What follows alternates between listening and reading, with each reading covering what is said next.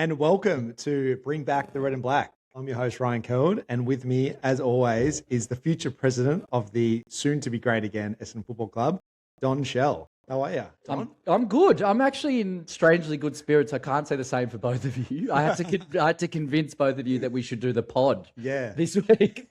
After you did the most impassioned plea I've ever seen to start a pod, I then posted on Sunday on our account, and then last night you wrote back, do we have to? When I said when we're going to meet. Yeah, it's like every time I'm like, okay, we're at rock bottom. I'm feeling rock. I'm past molten lava. We keep going further. It's incredible. We do, but I think we're there and thereabouts now. I think it's like, there's maybe a bit more we can dig, but I think that we can see the bottom. It's whether we want to keep going. Oracle. It was hard. It was hard, but when you have low expectations, it was a bit easier. I found it not that hard. What got me here tonight? Yep. Because at the back of my mind, I've been like, it could get so much worse with Tassie coming in and Caddy going. But him signing this week, I'm back. I'm all in. It's all, you know what it reminded me of? It's like, I felt like we might have legitimately lost Essendon supporters this week if we didn't get that Caddy news. Yeah. Like, legitimately. Like, people who are just like, I just can't do this anymore. We had to, I don't know where we would be without like one piece of good news, because we hadn't had one piece of good news. Not one. For how long? Blackiston retired. No, sorry. With all due respect, but we haven't had one piece of good news. You know what the news we have is players like Blackiston resigning that no one else would take. Yeah. You almost don't announce it. Just do it in the background. We don't need to announce that we're signing X player that is player number 600 in the league. Yeah, and what's wrong with 1 year contract? Yeah, I don't know.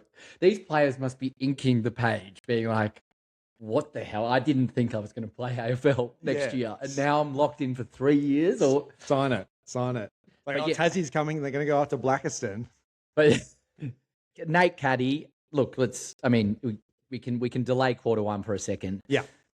The news on its own is amazing, but then to just see and hear that he almost was all in the whole time. And I think the thing that stood for me was that he said, not only does he want to be part of, everyone says that, I want to be part of the journey and I believe in it. He actually said that he needs to take ownership of his own career. That was my favorite part, where he's like, you know what, I could go take the easy road and maybe it would be quicker to develop, or I can create a storyline of my own career that is like, you didn't leave when it was hard, and it maybe made your career, took you a bit longer to get to your peak, but he said, I'm going to take ownership of my own career, which is an amazing thing. I'm so impressed with him. I'm so impressed. Like, it's not, essentially said he doesn't want to be part of the journey. He wants to be the journey, right? So that's the difference. That is so easy to start to build around. It is. Like, I felt good reading that. And that's even like, I've been a detractor of the fact that I don't think he has significantly improved. I think a lot of it's the coaching and whatever, but I've never been a detractor of his how he goes about things and his mentality. And then for that to actually match his actions, where he actually walked in and said that 6 or 8 or 10 weeks ago, and then even though he's gone through hell on the field where we can't even hit him a target, and he probably feels like he needs to do more than what he needs to do, and then hasn't fully developed into the player I think we think he can become already, he's still like, no, I'm not changing my mind. Yeah, and he didn't want to upset fans. Like, he didn't want fans, like young kids coming up to him on, when are you re-signing? So much respect for him. Yeah. Really, really excited to watch him at least for the next 3 years. What did we pay him? It doesn't matter. What do you think? So you reckon? 1.9. We did get mail a few weeks ago that it was around the mark.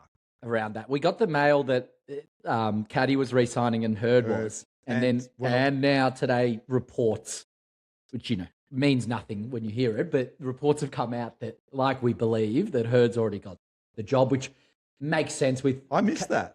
Where was that report? It was on 3AW. Oh, WA, 3AW. Yeah, a very important source, that one. Oh my God. But no, the other mail part of the Caddy thing was that, and it makes sense with the signing timings, where I just feel like he would have been at least hinted that Hurd was part of the next few years. Yes.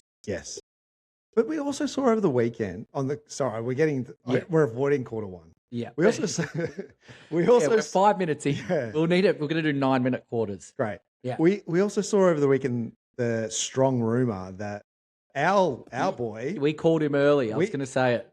have been saying it for years too. And he follows the pod, and we know you're listening. We know you're listening. And I'm going to speak directly to him. Yeah.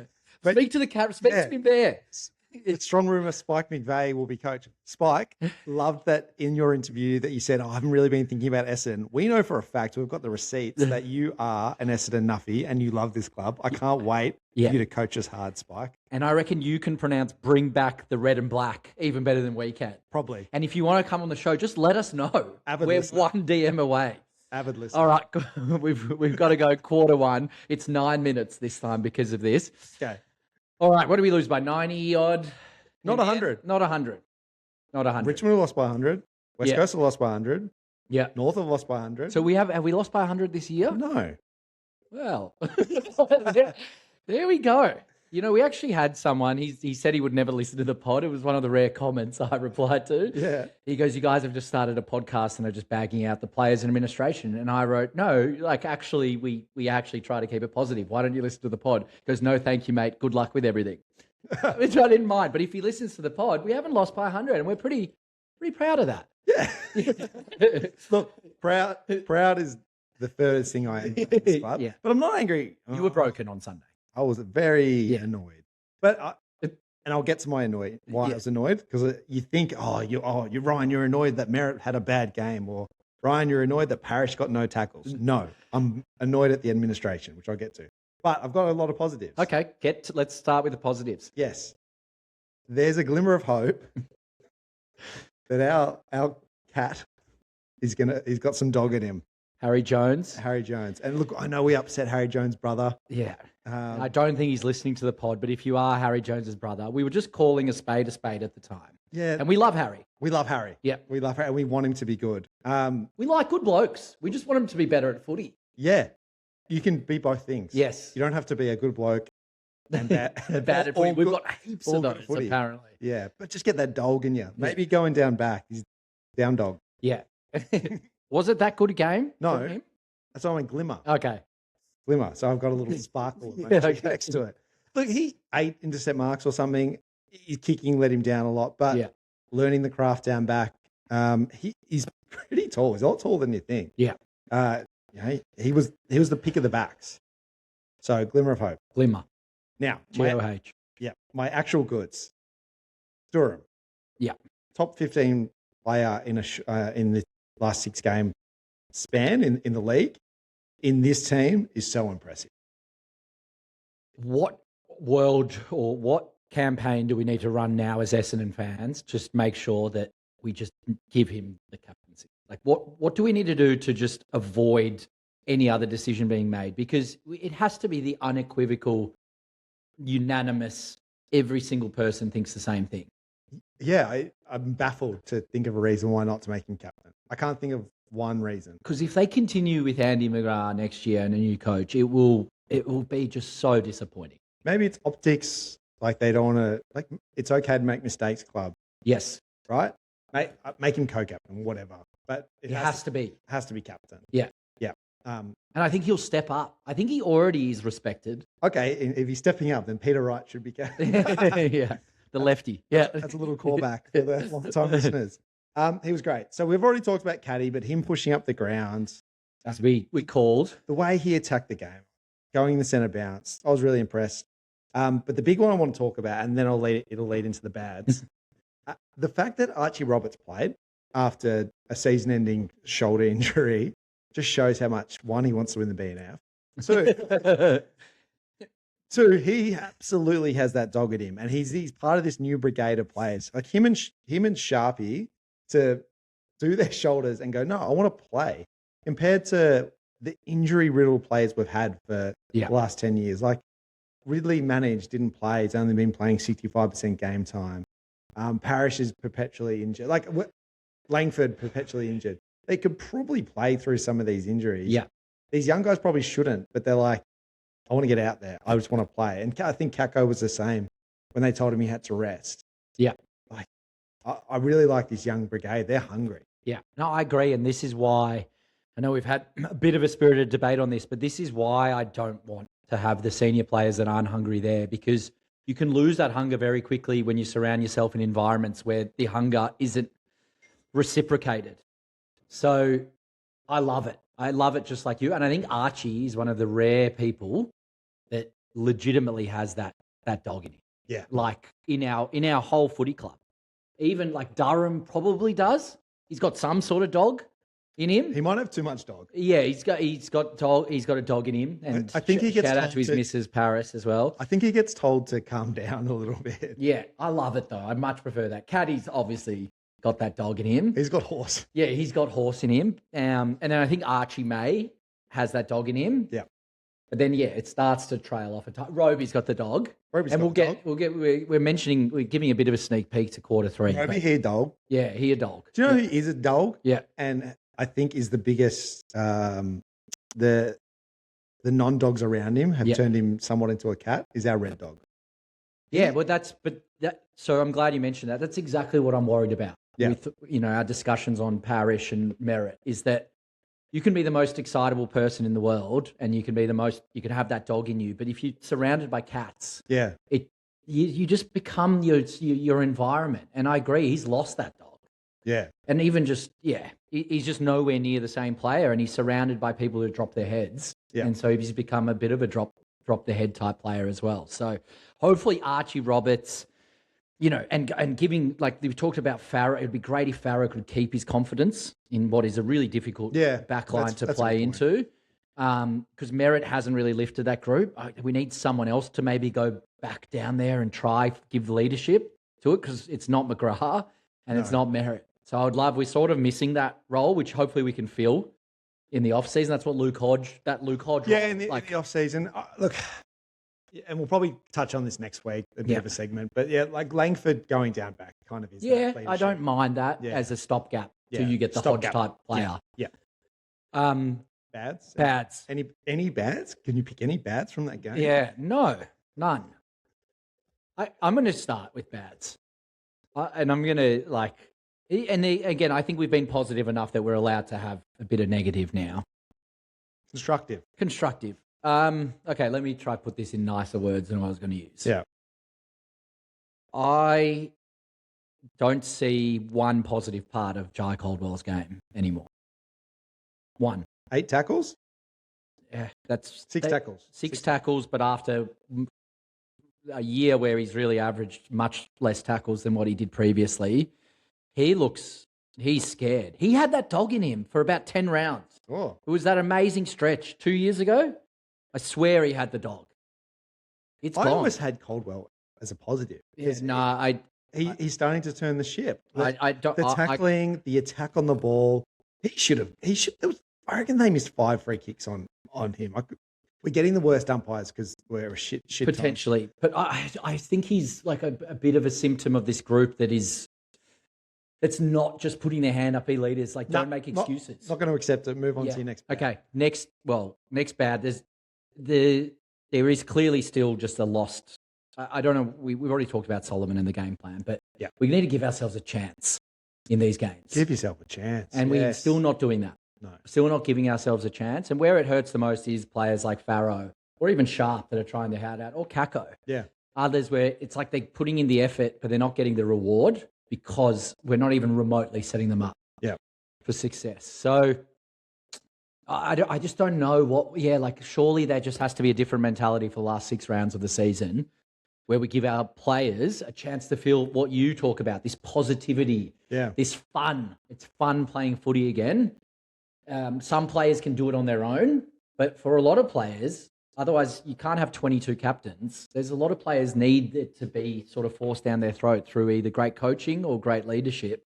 And it just feels like they're pushing shit uphill. And I just want us to just if we're going to lose by 90, we might as well lose by 90, unlocking, as you said, the best parts of players and giving them the ability to go, okay, you're really good at this. Just go and do that. It's such a good point. Something I really noticed from Brizzy.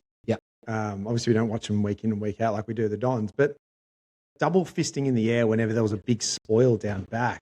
Like, they were doing it all game. Yeah. There's no reason why. Look, we're probably walking into these games knowing we're going to lose. Yeah. There's no reason why you can't say to Ooh. After the siren.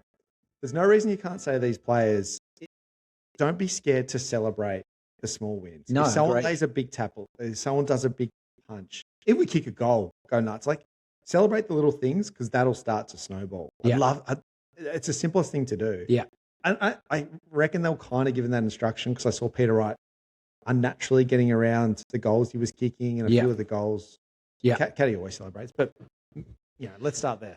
I agree. And like you see it in, like I use Collingwood as a great example of a team that I think, like you could argue, not this year, but if we started the year, you could have argued that our lists aren't that far apart.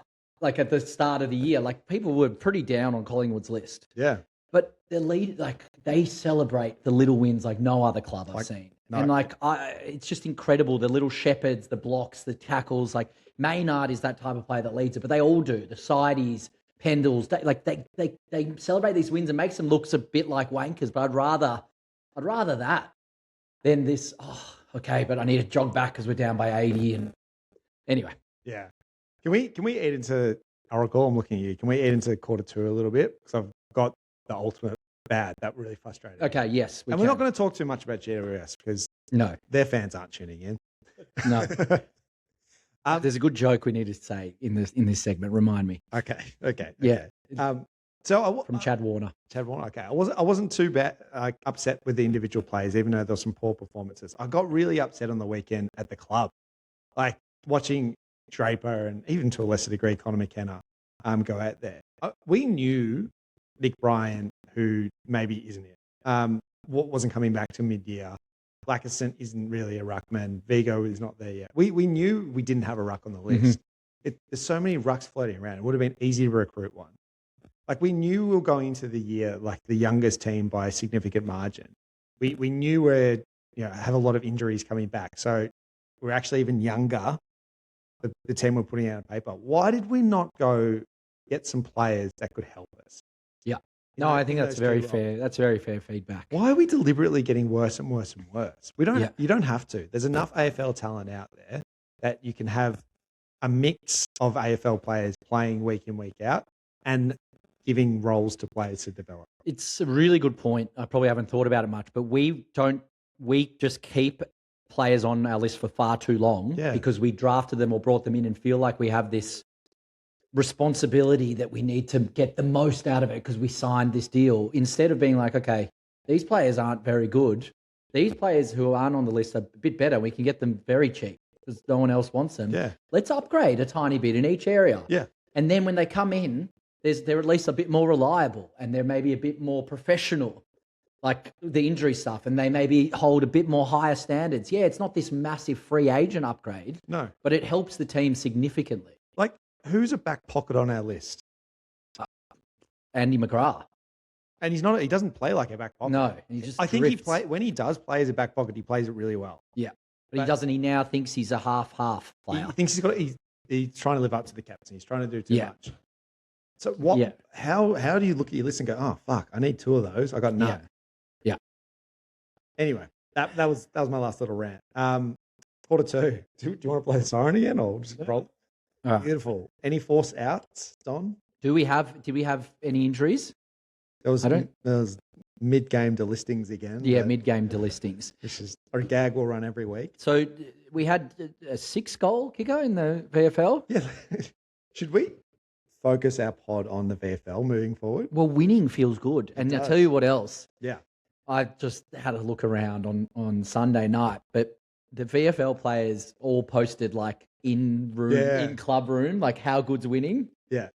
I'm like, what the hell's happening here? Like, you had even saw like Guelphy posting photos in the twos when he's been a pretty regular senior player. Yeah. But it's so much better winning. You'd rather play bloody Vaffa than you would be playing in our AFL team. Yeah. Because they're like, it was incredible. Every single person, they had that classic, football as the caption, winning as the caption. It was just all our twos players. It's funny. I was a very, very ordinary footballer, so I spent a lot of time in the twos, if not all my career in the twos. Yeah. And there was a long period. We won 7 premierships in a row in the twos, and the ones weren't making finals. And blokes from the twos just didn't want to go up. No. They just wanted to stay in the twos. Do you reckon that's happening? It is, and they're playing. Yeah, again, like they're just winning builds better culture. Merritt's going to ask for a trade to our twos. Yeah, they should. And this is the other reason. I mean, Mackay, let's not even talk about Mackay having 2 touches. He's learning a new role. He's learning a new role. But, okay, we don't know Forrest out. So who do we think comes in? Can I start with the ins? Yep. Yeah. I want Huss in. 8 tackles. So you said you don't want to gift games, but you're happy with 8 tackles. I agree. Because he had 1, didn't he, when we were, or 0 that week where he kicked 2. Yep. And he got dropped unceremoniously, might I add. Yeah, didn't need to get dropped. But he had 8 tackles, which you need to have some sort of tank to do that. Yeah, unbelievable. Get him in. Yep, yeah. Agreed. Get him in. I wanted him in. McMahon probably has to. 10 goals in 2 games. But again, it would be a shock. It wouldn't be a shock if we didn't. But this is that performance culture I talk about. Yeah. Even if McMahon isn't part of your long-term plans, neither are half the people on our list right now. So don't give me that as a bullshit excuse. Reward the 2s so that people who do play good games in the 2s go, if I put 3 or 4 good weeks in a row, I get to play in the 1s and prove myself. Exactly. And that's the reason why. I don't care if you think McMahon is in our future list or not. He's fighting for it. He's fighting for his AFL career. He's fighting for it. So reward him. Exactly. He's coming in. And Ridley's back. Yeah. He's a forced in. Yeah. I'm playing Ridley no matter what. Yeah. Yeah. So is it just to get his trade value up? I didn't care if we trade him. I'd rather just keep him. Yeah. I like Ridley. But he's made it pretty clear he wants to leave through his agent or whichever way it's come out. Looking at Draper, looking at Dano. Yeah. Can you really blame him? Yeah. Yeah. Who do we have out? Okay. First out is Blackiston. Yeah. So I'm putting McMahon in. I'm moving Wright, who looked very slow, even though he played well at forward. I'm moving him back into the second ruck role to make a bit of room for McMahon. He was much better there anyway, in general, playing in the ruck. He was having a good year. Yeah. He was having a great year. I'm dropping Perkins. Yeah. Yeah. Like, if you want to try him down back, go do it in the 2s. Yeah. Yeah. If we've not tried him down back to this point. And he's okay. And I think we give him another contract, but try that in the 2s. Don't do that for the big show. I don't think about Perkins anymore. He's like out of my calculation. Like, I just think it's done. Like, I'm not angry. I don't have like any ill will against him. I used to love him. He was one of my favorite players, but I just don't think I don't think he wants it. Yeah. I don't think it's working for anyone. Yeah. He's one I've got a lot of hope in that. A new coach, new system. Yeah. Yeah. The third out, because we've got too many midfielders at the moment. Just mouth, please. Yes, please. Yeah, please. Just he's out. Parrish is please. Thank you. Yeah. And may this be the last time that we need to even have this conversation. Thank you, Darcy, for your service. You've been absolutely great player for us. The game's gone past you. Maybe, or like he needs a fresh start. 0 tackles is unacceptable. He's just Anyway, I've already had my Darcy segment, and again, so positively, there was a period there for 3 years where I have amazing Darcy Parish memories. I have been saying for 3 or 4 years that the game's gone past him. Now everyone's caught up to it, but that's okay. Cut our losses. It's no issue. Let's not make a big deal about these things. People move businesses and things all the time. Yeah. It's time to go. Yeah. That's it. Yeah. I still think, at the end of the year, what you do with him, try it. You're going to have to pay to get rid of him. Yeah, so potentially. Would you rather keep But I would take a 3rd or 4th round. Yeah. Because I just don't think I don't think his game's suited to so when he gets the footy, I remember in the first quarter again, we speak about having confidence in like Farrow and these young players, Roberts, Darcy Parish streaming through the 50, turns it over with no pressure on him. We're already down by 3 goals. You might think that's a small moment, but if your senior players are doing that so consistently, it's so hard to get yourself back up. Yeah. And be like, you know what? No, we've got to we're going to fight. No, it's much easier said than done sitting in front of a microphone, that it's easy to fight when you see that week after week after week, and then you go and look at the stats and he's done 0 tackles as well. So not only he's not atoned for those types of mistakes. So that's all right. We've got him out. I actually agree with all those ins and outs. I still want to somehow see Nguyen in over the next 5-6 weeks. That's it. That's the only one that I believe in him. Like, I don't believe in many Essendon players.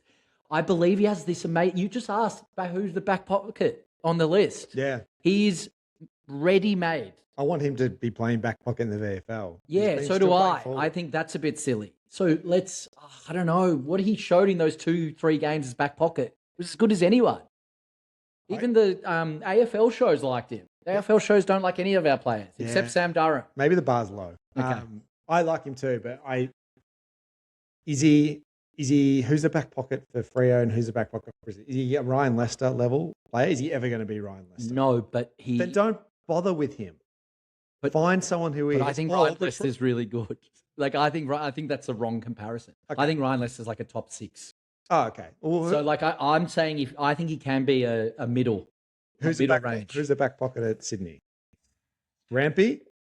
Rampy now. I think Nguyen can grab it. Who's the back pocket at Freo? It's a good question. Who is the back pocket at Freo?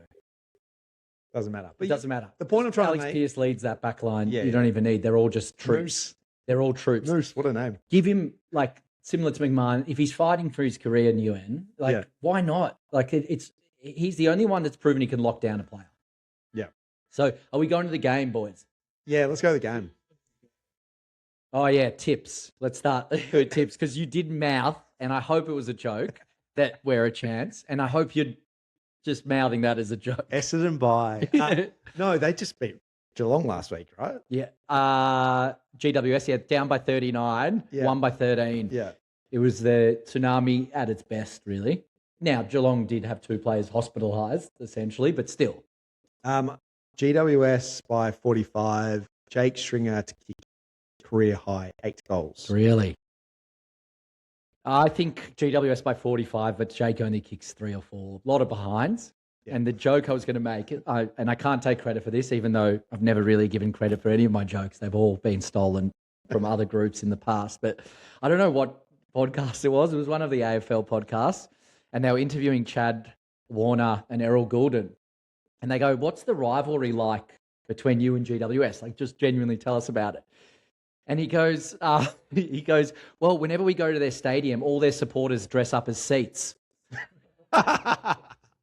Very good. Which is unbelievable. It's one of the best gags I've ever heard. Their supporters dress up as seats. It's honestly the best I've heard in a long time because it doesn't attack anyone. Yeah. It doesn't offend anyone. Well, but we're going to see a lot of seats this Sunday. Yeah, but we'll fill them. Yeah, we'll fill it. All right. Quarter 3. You wanted the mic. I wanted the mic because I saw you both were pretty flat, and I've been, I tend to sometimes, be negative with our players, and I really wanted to bring the happiness back. So I want to name this segment for quarter 3. It's usually our off-field segment. Yeah. I want to name this, and taking a bit from basketball, the starting 5. Okay. I believe that you only need 5 players on the list that can then be enough for you to bring back fans, excitement, hope, and positivity to a club. And I think we already have those 5 players. And I'm going to talk to it like a basketball starting 5, and then there's a 6th man as well. They could be interchangeable. And I think the concept here is this whole thing about, we talk about fear and respect building again, and then this concept of bums on seats. Yeah. We haven't had many players that have been bummed. Yeah, BOS, bums on seats. We just haven't. Like, Zach Merritt's not a bums on seats player. You don't have other supporters going, I'm just going to go to a random game to watch Zach Merritt. They respect him. He's been an unbelievable 6-time best and fairest winner, but he's not the vintage bums on seats where you're like, oh my God, I can't miss that. You're right. And we got like super coach darlings like Roberts. Yeah. People tune in for, but very different. He's not a bums on seats. He's not but we do have 5. And I'm stretching with the 5th one potentially, but I thought about this and I go, that's enough for me to wake up in the morning and not hang myself, is these 5 players. It starts with your point guard. So dark. It is dark, but I was where you guys were and I thought, is there any point? Like, Liam McMahon's coming in. That's not enough for me. Okay. It might be enough for you guys. Just a spoiler alert, he's not in your top 5. He's not in my starting 5. So the starting 5 in point guard. And the general, we've spoken about him. It's an obvious one. He's going to lead the football club to its next period of success. Sam Durham. There's enough there to be the general of the next premiership team. Yeah. He has everything that you want in a player to be your captain. And he's got the freakish ability. He can do things that some players can't do, whether it's overhead and just, like you said, he plays a bit crazy sometimes, which you need. It's inspirational. I see some of the things he does. They're not the same player. It's like how I was watching James Hird back in the day, where it's like, why did you do that? Like that was such an odd decision to spin out of that tackle or to go for that, to crash that pack. But that's the type of player he is. So he's our point guard. Okay. He's the general. He's the general. And fair enough. He's a bit young for me, but he's obviously doing very well off the field as well. He is. I'm not going to shout out Paris again, but apparently she's getting some modelling contracts overseas now. So good on him. Yeah, he deserves it. If I'm coming to the club, just teach me, Sam. Well, that's another thing we spoke about. I know our Oracle's big on this. Is our best players need to have attractive partners. It helps. It's another reason to bring people to the game. Anyway, we won't harp on that. Shooting guard. Okay. Is sometimes, it traditionally can be one of your most skillful and most exciting Michael players. Jordan played this role. Yeah. Kobe Bryant played this role. Correct. Very well said. But we're very well led in, almost like we've been doing this pod now for 3 months. Yep. Our shooting guard is none other than Jesus Christ himself, Sullivan Roby. Wow. You said it in the chat. You said for 20 years we haven't had a player with the attributes of Sullivan Roby. No. And we've been saying it for 8 weeks, and we're not alone. We're not saying that this is rocket science, but there's something about him where he has that Michael Jordan potential. Like more than Sam Durham, he has a higher chance of being a top 5 player in the league. I don't say he's going to get there. Yeah. But in terms of potential of our list to be a future top 5 player, he is the one. You're right. We were too young for Lloyd and Hurd, in the early days to appreciate what they looked like. Maybe we can remember back to Job. I know he had a slow start to his career, but last Brownlow medalist, even Joe Danaher, is probably our last superstar. Would you say? I wouldn't put Merritt, even though Merritt's been a great player, I wouldn't put him in the superstar category. I honestly can't remember a player that I've just watched going, wow, he is already doing things other players can't do. He just moves through traffic. He's not even breaking tackles. He just knows how to change direction. He's got so much natural football ability. And by all reports, he's also just obsessed with getting better. Yeah. Which I love hearing. And he loves every time a Essendon player re-signs. I know this is little, but he re-shares it on his story, which means something to me. No, the fact he's an Essendon supporter, the fact that he was such a passionate Essendon supporter, he's bagging Ben Mackay. Yeah, that's incredible, isn't it? And again, Sully or Sully's family, if you want to come on the pod, always welcome. The other thing is, I don't know if you noticed, but he got a few centre clearances where he just penetrated 50-metre kick. But because we're not used to those kicks, we dropped the marks every time. Like they were beautiful forward entries. And we'd had our hands up and we couldn't take it because we'd go, why is the ball coming so nicely into the bread basket? I'm not going to take this mark. Yeah, okay. I can see the Kobe comparison, that Mamba mentality. Yeah. He's got a gym in his house, like his dad built for him. So, yeah, good on him. I like it. So, shooting forward, this is who, it's the LeBron James role. You build the team around them. Yeah. In that the pieces fall around them. Again, there can be more talented pieces. But very structurally important. And obviously we just spoke about him, but that's Nate Caddy. Okay. He's the middle of it because the bleached hair, the flying for marks, the marketability, Durham and Roby have it, but no one even matches close to what Caddy can be at his potential. Nothing gets BOS as much as a good forward. Other supporters care about Nate Caddy. Whether they think he's that good or whatever, they all know and care and watch him play. Yeah. So he's our number one bums on seats player. He's in the middle in that shooting forward role. I always forget his name. Logan Morris. Yeah. Was at the other end on the weekend. Yeah. And he's having statistically such a better start than Caddy. Caddy still looked a lot better than him. Well, Logan Morris is much more traditional. He's like a Jack Gunston type, but feels like a bit more talented. But even though Jack Gunston's back half of the year. But Caddy could who knows? Who knows? And that who knows is what's bums on seats. BOS, Yeah. The next two, most non-Essendon supporters wouldn't agree, but I've seen enough. Power forward and the little Robin to his Batman is Archer May. For me, I don't know if he's shown it fully yet, but I think he does genuinely have bums on seats potential. I think he takes the ball at the highest point. He's ferocious. He's got movie star good looks, which can cloud over a few things when you look like that. And then there's the connection with Dermy. There's a few things working in his favour. I thought his 5-game patch this year was as good as any young key forward that I've ever seen. I think when Caddy finds his feet, this person coming into this second role, like a Scott Lucas type to Matthew Lloyd in terms of talent, I think he's got that potential. Now, I know it's clutching a tiny bit, but he showed me enough that there's bums on seat potential there. Okay. I can see you don't agree, but I agree that it's a bit of a stretch. Well, there's two things there. Yeah. Robin to Caddy's Batman is clearly Kako. Yeah. Yeah. And we'll get to Kako. Yeah. I'm not sold. Wow. Okay. I'm not sold on Kako. I'm not sold. I'm going to be strong on this. I'm going to be strong on this for a long time. I think Archie May is going to be an All-Australian centre halfback. Well, but can he be good enough to be bums on seats? He's everything we want Reid to be, because the way he attacks in the forward line, the tackling, and I have watched him in the VFL play down back, so I know he's got the skill set to be a good back.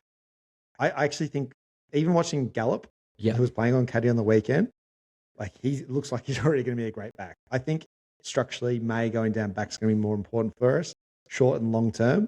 I think he's going to be a star back. I don't mind it. Yeah. I think he's got the tools and the off-field and a lot of other stuff, and that he can be part of this nucleus, and he's so young. And even, I just remember when he hurt himself, he dislocated his shoulder. Yeah, the way he ran off. There's star ability behind that. It's little intangibles. He hasn't done enough yet. He hasn't. So I'll put it maybe. Maybe. That's fine. I'm happy with asterisks. And I still have an asterisk against him, but I'm starting to believe more and more just because he's stayed on the pitch. Yeah. This is what I wanted to say. Sorry, yeah. Do you know what, I'm so happy that Jed Walter is looking to sign at Gold Coast, because I believe in May more than Jed Walter. So do I. Absolutely. So and I am a believer. I see where you're coming from. Is he bums on seats? He hasn't done enough yet, but I think he has the potential. Yeah. This next player, I've never been more critical of. I think Jordan Ridley for the last 5 years has actually been our most important player. I think it's hard to argue. Is anyone arguing that? No, I don't think so. No. But I've also always then been okay with letting him go, because he's never played more than 12 games in a season. Yeah.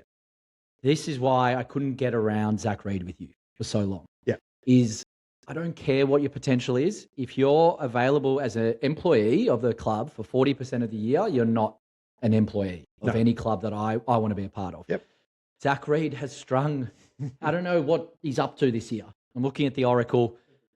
It's been a lot of games. Yeah. It's been at least double what he's ever done 18. in a season. Yeah. At least. Yeah. Now I can start to believe. I still think he's got such a long way to go, but he has the tools. And if he can stay on the park, if you can prove to me you play 18 games, you can stay on the park. When again, Ridley's never played more than 12. No, he hasn't. So he's played 6 more than our most injury-prone player after previously being our most injury-prone player. I think he can become the next, if he keeps going. He has that Harris Andrews potential.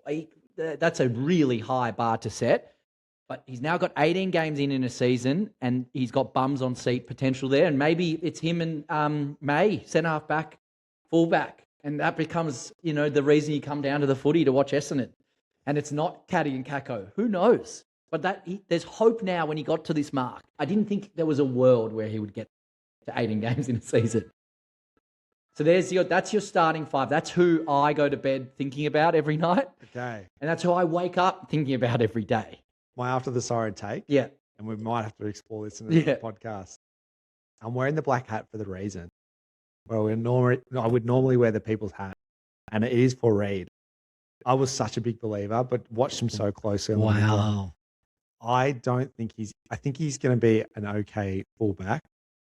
He's lost too much pace. They were just running around him any chance he got. Unless he's taking intercept marks, I don't think he's going to be the superstar that we were hoping he would be.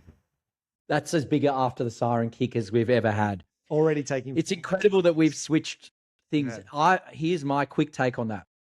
I think now that he believes he can play 18 games, I think he's off season and what he could potentially do to build up some of the key physical attributes that I think he does need to play the position in the modern game. I think we're still yet to see that.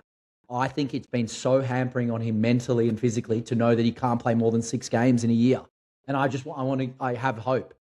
but we've switched. All the things you've seen, I've seen as well, that it doesn't quite add up to being an elite or even a very good player. Yeah. But I don't think he even in his mind, he had a chance. Look, he's a young back, but I don't know, you can't get your feet faster. They're running around him so easy. Yeah, I'm willing to see. 18 games. That's all I said. But like I said, the last that's enough to be your starting 5 BOS. Like, I don't think he's going to be a generational. No, and I did say the last 2 have some asterisks about them, but that's just where we're at as a footy club. We really have 3 BOS, and I just want there to be 2. Well, in basketball, you need your big 3, and then you've got your other. So guys. Like Luke Longley played with Michael. Yeah, but if one of those 2 ends up being it, we have enough there to be relevant. Who was your 6th man? Sixth man, I actually had his Toby Green. I just think I didn't play for it. I know, but I've just got this feeling he's coming with Hurdy. They just have this relationship. All I want is that Archie Roberts is a bit of a CUNT. Yeah. And Caddy is actually too nice. He's a bit of a bad boy, but he's like a nice bad boy. Yeah. Like, I want to win. Not I want to like hurt someone. Yeah. I want people who want to hurt the opposition. We don't have enough of them. Just come in, Toby Green, and just get weeks. 2 weeks here, 3 weeks there, but just teach the boys what it's like to just not be walked all over. Start fights that we shouldn't fight. I just want one of those players. I want a Braden Maynard. I want a Toby Green. It changes the team. Yeah. It changes the team. Anyway, he was my 6th man. I tell you what it should have been. What? This all would have made a lot more sense if we had Kako at the point guard. Push everyone back a position. Yeah. So Caddy ends up being your power forward, and your centre should have been Draper, because he is bums on seats. Yeah, he is. But can I just say something? How you feel about Zach Reid is how I feel about Isaac Kako. I'm going to give him the next 2 years. Yeah. But I'm worried. I don't think the pace is anywhere near as breakneck as what was advertised, and I don't think his goal sense is anywhere near what it needs to be for a small forward. I think he's in between in all these areas, and I'm happy to be proven wrong. I'm very confident he's going to have 2 All-Australians under his belt by the end of his career. Yeah, where do you sit, Oracle? Somewhere in between, probably. Yeah, Cowboy Kako. Or Kodak Kako. You got to remember he's essentially coming out stress fractures in his back, so he wouldn't have been training, which worries me for the last few months. It worries me because you say, "Oh well, he brought in an existing injury," but he was part of our academy. Surely, the whole point of the academy was to load them properly. But no, I still like Cowboy. I love Cowboy Kako. I'm just worried. Yeah, just like you're worried about Zach Reid. Yeah. All right, last quarter. We only have 5 minutes for this one. We've gone back to nostalgia. It's the top 5 individual Essendon performances that we remember over the last 20 years. We were laughing about how hard it is to remember. Yeah, it is. Like, it was easy to remember the wins because they're so few far between, but then the individual brilliance. I remember all the ones from ages and ages ago, but is there anyone that stands out for you for number 5? Because I've got about 4 or 5 that I could rattle off. Yeah, in our pre-game meeting, which we never really do. Yeah. But we did this week over at Tim Tam and a nice wine. I couldn't think of any. I don't know if my brain's just blocked off on individual performances or there aren't a lot. Because I don't love going to a game and going like, oh, hey, mate, did you see Merrick get 40? Yeah. and 23 of them were handballs. Yeah. Like, it's the big forward games. It's a big midfielder that kicks a couple goals. It's the big moments, a big mark, but a full game. Like, there hasn't been a heap of them. So the probably honourable mentions that came to mind is Anzac Day medal, because it just means a lot more. So like when Paddy Ryder won it, kind of out of nowhere. Yeah. It was kind of the we thought he was again going to be this incredible Nick Natanui type. Well, he was at another club. Yeah. Yeah. Honourable mention there. And look, you have to put the Joe Danaher one where he won it off his own boot in the same category. Yeah. But they're the 2 that came to mind. What about, you did mention another one, which I think can slot into number 5, but it was the Nick Martin debut game. Yeah, that was kind of tongue in cheek. I mean, I remember the game because he kicked 5, but we also lost by 60 points. I know, but it's so ridiculous that he kicked 5 in that game. And he's one that you could argue if he was playing this year, I would actually be talking about him as a bums on the seat. Yeah, how's he not in your BOS? Yeah. mainly because I just wanted to talk about those other players. I think Nick Martin, that is one exciting thing as well, that we definitely get Nick Martin back next year. Yeah. And he's an AFL ready player. Like he actually is. I can guarantee you that. I don't have to worry about him. He just plays AFL. He just knows what to do. He's got these stardom games in here. And like you were saying, he's had some 40 games, but like 45 possession games. Which I haven't mean his best. He's at his best when he's just, So, Don, what did you get? Okay. So, let's say number 5 was a combination of those. Yeah. Number 4 for me, Zarakis, 2013, Anzac Day. Everyone remembers him for 2009. Yes. But he really did nothing much till the last quarter then, which was still amazing. Was his first year that year? I think so. I think it was a first or second. That was his first year. First year, yeah. Unbelievable still. But he got 34-4, and we won pretty comfortably. At the time, it was the third largest home and away crowd as well. So it was back when we used to win those big games, and like we would have been on every single AFL show and radio, and we won Anzac Day in front of 90,000 people. I can imagine, like, is he the next big thing? Yeah, and Zarakis ended up being a very serviceable, you would say, probably good to very good. Yeah, in that range as a player, not excellent, and he never really reached the heights maybe we thought he would. After I reckon he got the best out of himself. He probably got the best out of himself. Yeah. So that's number 4 for me. And if you were there, I think it was like 93,000. So the chances are one of our listeners was there. Number 3 for me, just because it's so rare for any of our small forwards to ever do it, but Tipper kicked 7 against Brisbane and took 10 marks once. Like, does that sound like Tipper kicks 3 or Tipper kicks 4 and he gets like these chase down tackles? You were making this game up? Yeah. When was this? 2019.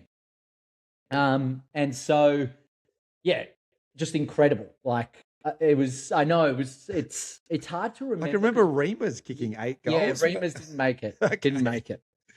However, the top 2 for me were the clearest. Okay. And there's something about, as you said, it sort of has to be big forwards, doesn't it? Yeah. Because that's what you remember. The Oracle was saying, I mean, it doesn't make the list because it was in the last 20 years, but Matthew Lloyd kicking 13 against Sydney. Yeah. The Lloydie chant going around the stadium. Them just looking for him. And he would, like, it's incredible when everyone knows where it's going and they still, hopefully Caddy becomes that type. Do you remember those days where you just walk into school on a Monday, chest out? Lloydie's kicked 9. Confident, instead of it now going to a soulless building, hiding in the elevator, pretending I don't really follow footy.